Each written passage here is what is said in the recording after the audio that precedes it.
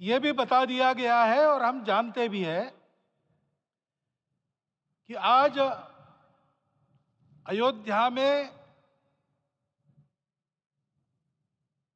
रामलला के साथ भारत का स्व लौट के आया है।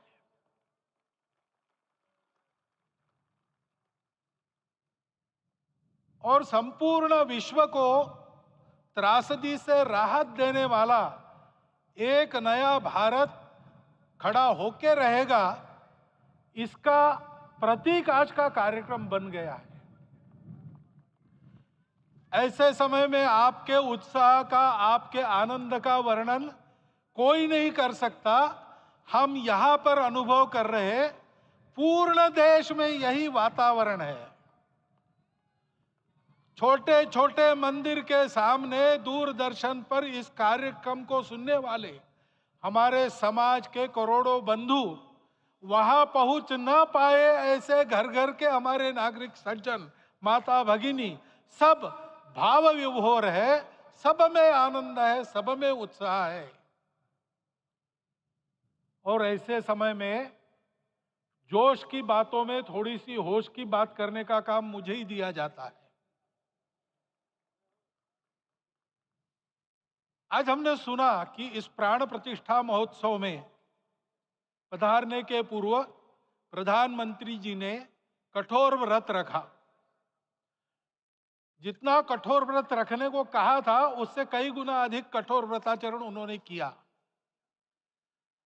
मेरे पुराना उनसे परिचय है, मैं जानता हूं वो तपस्वी है ही। परंतु वो अकेले तप कर रहे हैं, हम क्या करेंगे। अयोध्या में रामलला आए, अयोध्या से बाहर क्यों गए थे? रामायण में क्यों गए थे बाहर? तो अयोध्या में कलह हुआ। अयोध्या उस पुरी का नाम है जिसमें कोई द्वंद्व नहीं, जिसमें कोई कलह नहीं, जिसमें कोई दुविधा नहीं। वो हुआ 14 वर्ष वनवास में गए। वो सब ठीक होने के बाद दुनिया के कलह को मिटा के वापिस आए। आज रामलला वापस फिर से आए हैं 500 साल के बाद। जिनके त्याग, तपस्या, प्रयासों से ये सोने का दिन आज हम देख रहे, सुवर्ण दिवस देख रहे, उनका स्मरण प्राण प्रतिष्ठा के संकल्प में हम लोगों ने कहा, आपने सुना होगा, स्मरण किया। उनकी तपस्या को, उनके त्याग को, उनके परिश्रम को शत बार, सहस्त्र बार, कोटि बार नमन है। रामलला के यहां इस युग में आज के दिन फिर वापस आने का इतिहास जो जो श्रवण करेगा वो राष्ट्र के लिए कर्म प्रवण होगा और उसके राष्ट्र का सब दुख दैन्य हरण होगा। ऐसे इस इतिहास का सामर्थ्य है। परंतु उसमें हमारे लिए कर्तव्य का आदेश भी है। प्रधानमंत्री जी ने तप किया, अब हमको भी तप करना है। राम राज्य आने वाला है, वो कैसा था? दैहिक दैविक भौतिक तापा, राम राज नहीं कहु व्यापा। सब नर करहि परस्पर प्रीति, चलहि स्वधर्म निरत श्रुति नीति। सब निर्दंभ धर्मरत पुनि, नर अरु नारी चतुर सब गुनी।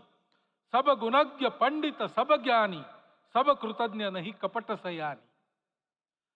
राम राज्य के सामान्य नागरिकों का जो वर्णन है, हम भी इस गौरवमय भारतवर्ष की संतानें हैं।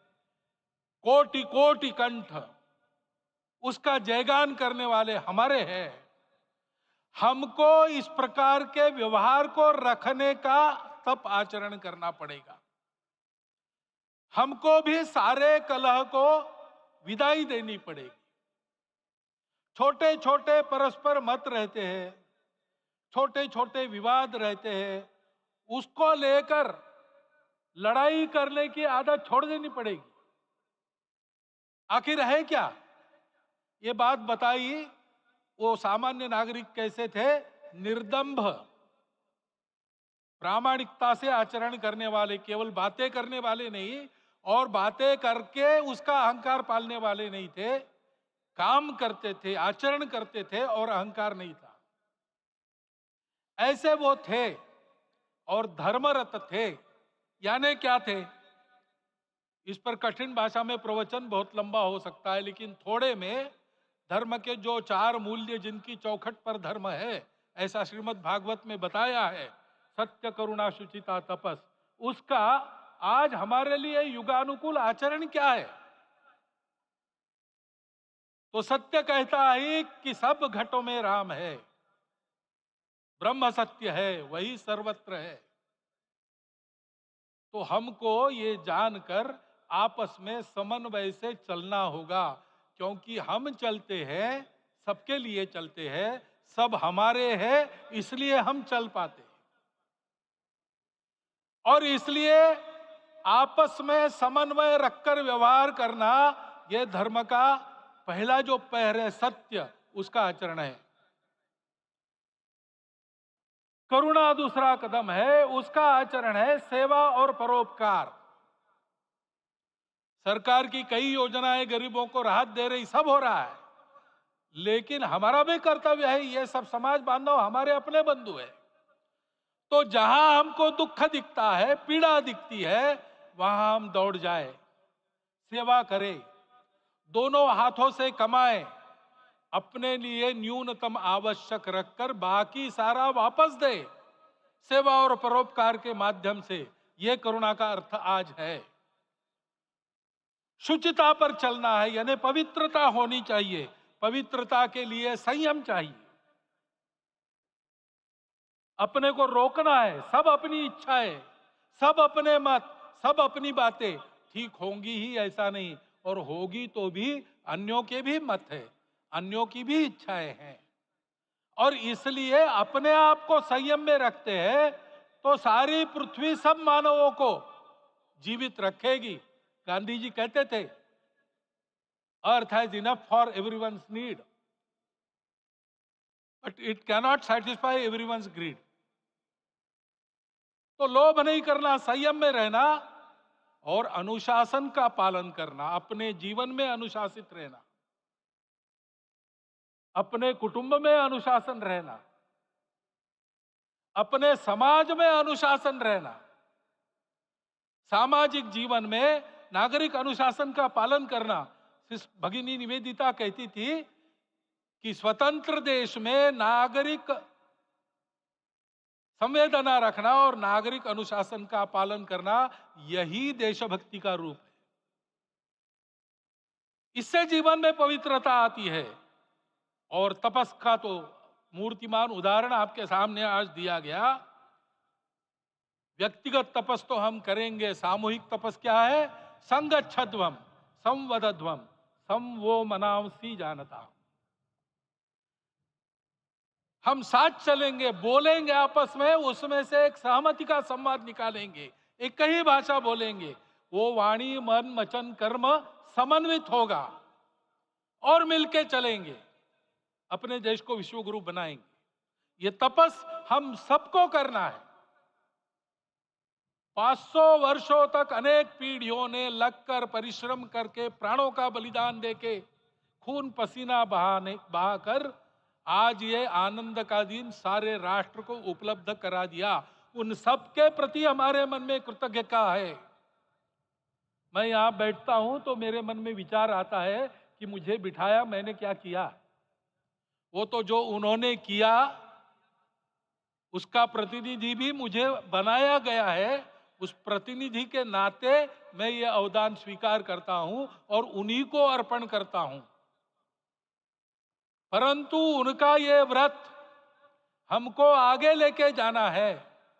जिस धर्म स्थापना विश्व में करने के लिए राम का अवतार हुआ था, उस धर्म स्थापना को अनुकूल स्थिति अपने आचरण में, अपने देश में उत्पन्न करना, यह अपना कर्तव्य बनता है। रामलला आए हैं हमारे मन को आह्लादित करने के लिए, उत्साही करने के लिए, प्रेरणा देने के लिए, साथ साथ इस कर्तव्य की याद दिलाकर उसमें कृति प्रवण करने के लिए आए हैं। उनका आदेश सर पे लेके हम यहां से जाए। सब लोग तो यहां आ नहीं सके, लेकिन वो सुन रहे हैं, देख रहे हैं। अभी इसी क्षण से इस व्रत का पालन हम करेंगे तो मंदिर निर्माण पूरे होते होते विश्व गुरु भारत का निर्माण भी पूरा हो जाएगा। इतनी क्षमता हम सबकी है। इसका मैं एक बार स्मरण देता हूं, आप सबको धन्यवाद देता हूं और मेरे 4 शब्द समाप्त करता भारत के